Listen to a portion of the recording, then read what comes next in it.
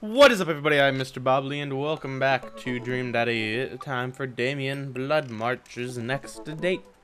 I had a lot of fun hanging out with Damien the other day. I wonder what he's up to.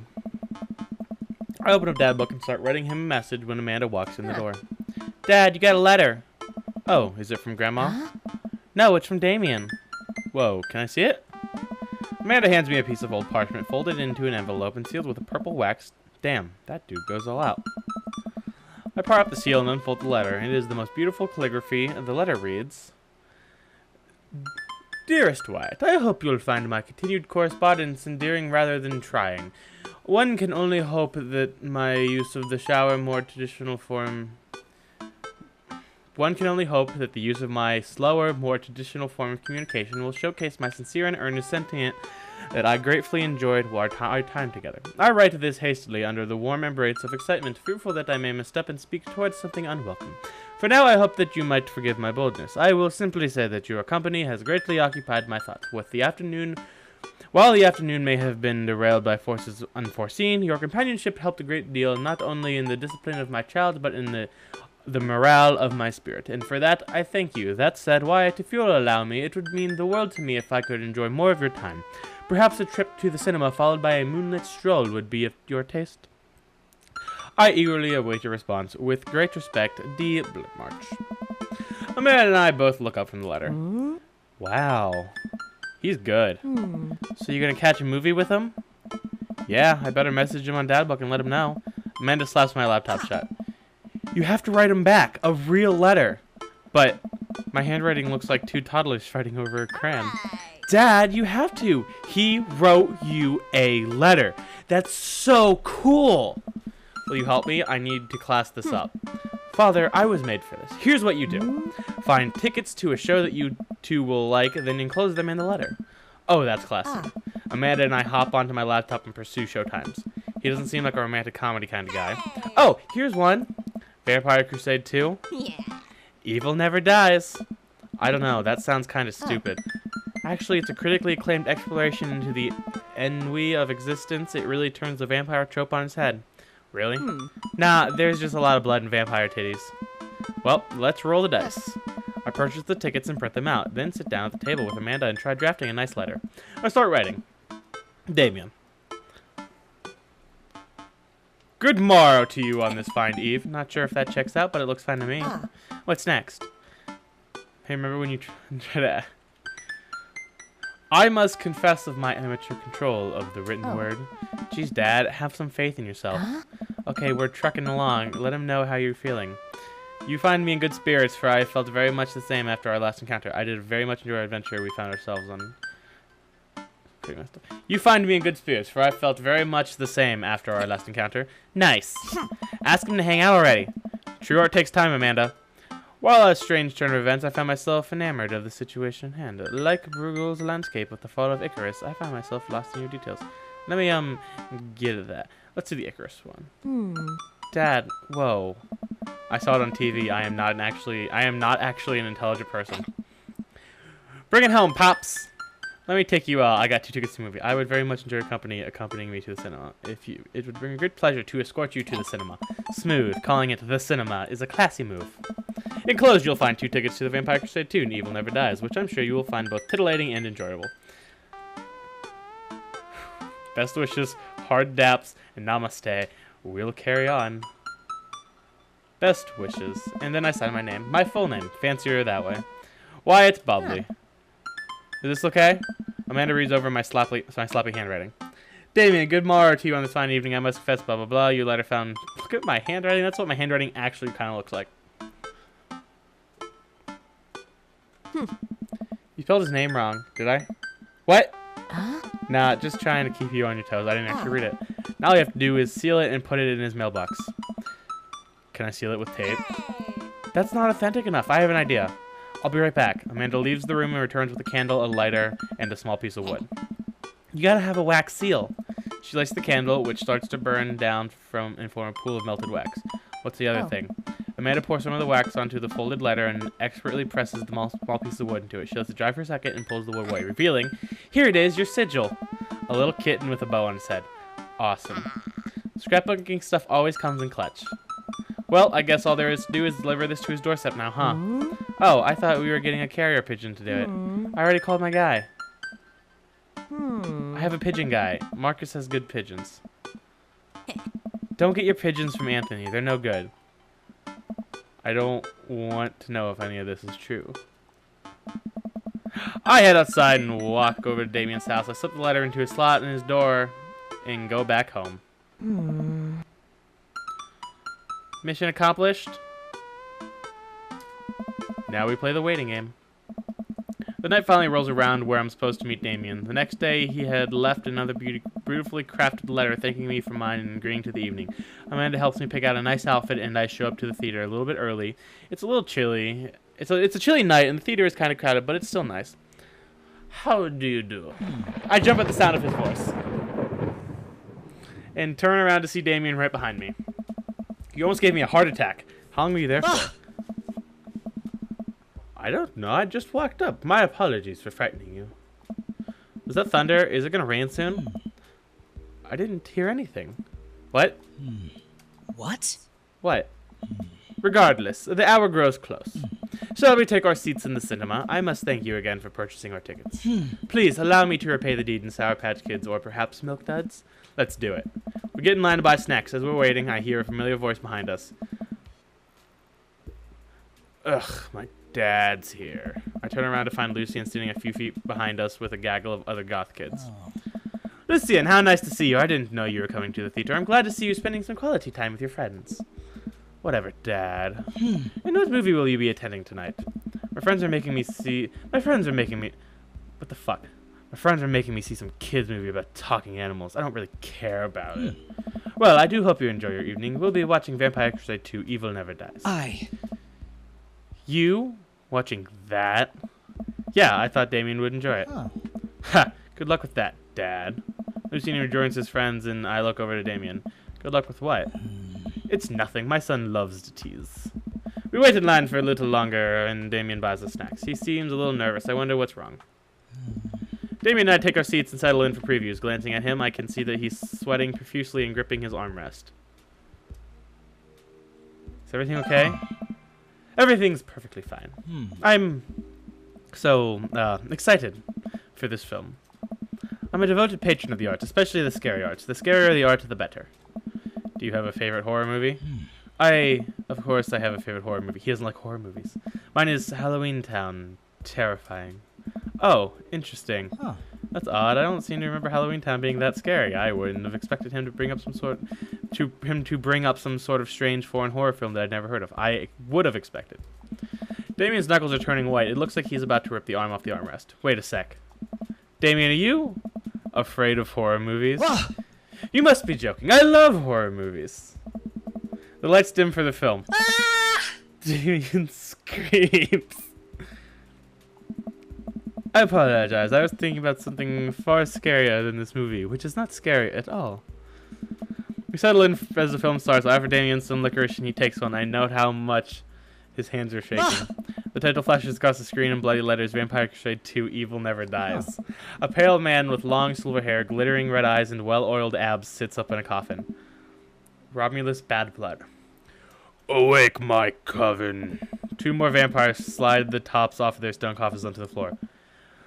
Brother, is it time? Yes, husband. God, I was trying to do a gruff female. That didn't work. Yes, husband, but also mortal enemy. It is time. The three look at each other and then to the camera. For the Vampire Crusade. That was awful, whatever. Ooh, I know. For the Vampire Crusade. For the Vampire Crusade. For the Vampire Crusade. I'll just cut that together and it'll sound fine. The trio of vampires flies off into the night as foreboding organ music plays in the distance. I somehow get lost in the movie. As dumb as it sounded, it's actually a pretty fun flick. We get into a tense moment of the movie where Romulus Trueblood sits at a truce meeting with the general of the human army whose wife Romulus has fallen in love with. Romulus, it is good to finally meet you. General, I agree. It is good to finally Blood, you! What? Romulus leaps out and slashes the general's throat. Blood splatters over everything, including the camera. Ugh. Damien screams again, reflexively grasping my hand. I immediately blush, forgetting about any vampires or blood or vampiric blood. What? Oh, I'm terribly sorry. Damien retracts his hand and places it back in his lap. I was writing a novel in my head about blood magic and got to an extremely scary section. Damien goes back to quietly stressing over the movie. It's kind of cute that he won't admit that he's afraid of it. I wish you would hold my hand again. Maybe I could do something to try to make him feel more comfortable. I've got it. I'll do what all dads do, Beth. Talk during the movie. Let's point out a plot hole. Did you notice how the guard fired 7 bullets, but his gun only holds 6 bullets? Yes, that is absolutely unforgivable from a filmmaking standpoint. It's almost unwatchable. It's funny how it's so much easier to point out tiny mistakes in the work of others than it is to actually create your own thing, huh? Hey, look, an anachronism. Anachronism? That's how you pronounce that? I don't know. The rest of the movie goes by relatively smoothly with only a few whimpers from Damien. Maybe he would have liked the romantic comedy better. We get to the final scene of the movie, where Romulus, Bad Blood, and the General's wife embrace each other in the crypt. It appears that the true Vampire Crusade was the Vampire Crusade, and our hearts are cold, unbeating hearts. Romulus and the General's wife begin making out hard. My. The film fades to black. The end appears on the screen, but then it hard cuts to Demetrius and his rival lover Carmela, who watch the two from afar. Huh. Oh no, the twist ending. Our bloodline has been pure for thousands of years. Romulus has betrayed us by loving a human woman. It will only be a short time before the next Vampire Crusade 3, evil must die again. More thunder, more ominous organs. The movie fades out again, and a bloody question mark now accompanies the end. Damien and I walk out of the movie theater amidst throngs of chattering moviegoers. He's a little more pale than I remember, but otherwise he survived the encounter. He even seems kind of invigorated. Oh. What an interesting film. While the premise admittedly struck me as pedestrian, I was intrigued by the harrowing love story and great attention to detail in regards to vampiric lore. Yeah, it was pretty good. A lot more vampire titties than I thought there would be. Oh. Come, the night is young. Let's take a stroll. Damien is making a point of not telling me where he's taking me. Still, I'm enjoying the walk in the cool night air. Being alone with Damien is a lot better than being in a crowded theater. Lovely night, isn't it? As lovely as the company, yes. He thinks I'm lovely. Damn, okay, here comes the smooth response. Thanks, cool, okay, thanks. No problem. Crushed it. We both stand there feeling a little awkward. I sure am one smooth operator. Are you getting a little hungry? We could maybe stop off and grab something to eat. Oh. Worry not, friend. I've a plan. We turn to the corner and are greeted by the gates of a cemetery. What? Are we going in there? A little bit of Victorian flavor, Wyatt. Trust me. I'm a bit nervous, but Damien hasn't led me wrong yet. I follow his leads as we walk into the cemetery. Statues of angels stare us down as we follow a path through the faded tombstones. As we crest a small hill, we get a beautiful view of the city. The night lights sparkle around us. I gotta hand it to him. For being in a cemetery, this is strangely romantic. Panicking in graveyards is an old Victorian tradition. An appropriate finish to an evening after a vampire movie, wouldn't you say? Ooh, with a flourish, Damien produces a blanket and picnic basket. Wait, where were you hiding that? Under my cloak? Oh, right. Damien unfolds the blanket and we both sit down, gazing out at the city lights. He produces a bottle of red wine and a fine selection of cheeses. In the Victorian era, there were no public art galleries, parks, or botanical gardens to speak of. Once rural graveyards became a more popular alternative to church burials, they became the only place that people could see beautiful plant life and fine sculptures. That makes sense. This is pretty nice. I have a question, though. How are you so okay with being in a graveyard, but you had no trouble handling a scary movie? I wasn't... He sighs deeply. Okay, yes, I was extremely scared by that movie. I was not writing a book about blood magic in my head. I just have never been good at those. I just feel as if because of how I look and act, people expect me to love horror films, so I must play the part. Truth be told, I don't know if I have the constitution for them at times. Damien, I'm so sorry. If I had known, I would have suggested another movie. That's quite alright. I actually did find myself enjoying this one, thanks to your help. Graveyards, however, I think there's something rather beautiful about them. Cemeteries are traditionally built away from cities, away from the realm of the living, and it keeps us rather separated from it. To acknowledge death and become comfortable with it, I think it gives us certain intimate knowledge of ourselves. To sit amongst generations of those who came before us, to truly be alive in the midst of so much death brings me comfort. Death helps me appreciate life, to savor every second. We sit and enjoy our food and wine. I don't feel scared anymore. Never thought I'd be comfortable sitting alone in a graveyard at night, but I actually feel very peaceful. Suddenly, it doesn't seem like we're alone. Off in the distance, I see a shadowy figure in the trees. What is that? I'm not sure. Is it the Dover ghost or whatever? It noticed us. I'm paralyzed with fear as it begins lumbering slowly toward us, its shape taking a more animal form, more feral. I look at Damien for help, but he's just afraid and transfixed as I am. I want to scream, but it's stuck in my throat. The creature is getting closer, moving faster. Ruff! Oh. It's a dog. Oh, look at the little dog! As it finally comes into the light, the friendliest, dumbest little Boston Terrier I've ever seen pulls its owner towards us. The dog trots over to Damien and sniffs his hand. Damien looks ecstatic. He ruffles the dog's fur happily. What a beautiful dog. Hey. We both look up, not expecting to see. Hey, Robert, how's it going? Is that, wait. Well, thanks. Robert, what are you doing out here on this lovely evening? Hunting cryptids? What? What? What? I didn't know you had a dog. Oh. This isn't my dog. I found her wandering the street. I put a leash on her, and now we're walking around this graveyard together, hunting cryptids. Damien and I share a look. Well, if I did this in order, I would know this. I know he did. This is a strange, kind of contradictory, I think, just a little bit. May I give her a treat? Sure, wouldn't give her cheese, though. Not to worry. Damien reaches into the depths of his cloak and produces a small dog treat. What else is he keeping in there? The dog laps up the treat and crunches away, tail wagging furiously. Damien continues to smooth down her fur. You know, both of them keep just objects on them at all times, apparently. Thanks. My absolute pleasure. Damien shakes the dog paw. Lovely to meet you, my friend. May our paths cross again. Robert and his dog disappear into the darkness again. Damien stares after them. I didn't know you liked dogs. Victorians love dogs, actually. Most Victorian women of high fashion would always be accompanied by a small dog such as a terrier or a Maltese. I think big dogs are nice, too. Yeah, man, dogs are cool. I do believe we've had enough excitement for one night. What say we make our way home? Damien hops to his feet and extends a hand to help me up. I gladly take it as my knees aren't what they used to be. He packs up his picnic basket and leads us out of the graveyard. As we begin to walk home, I take one last look at the cemetery.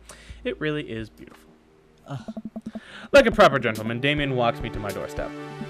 Thank you, ever so kindly, for your company tonight. Damien, it was my pleasure. Wyatt, if you'll allow me, it would bring me great joy to offer you a token of my affection. Damien reaches into his cloak and pulls out a folded monogrammed handkerchief. He presses it into my hand. Wow, thank you, Damien. I'll wave this to passing guests. I approve. Damien shuffles his feet.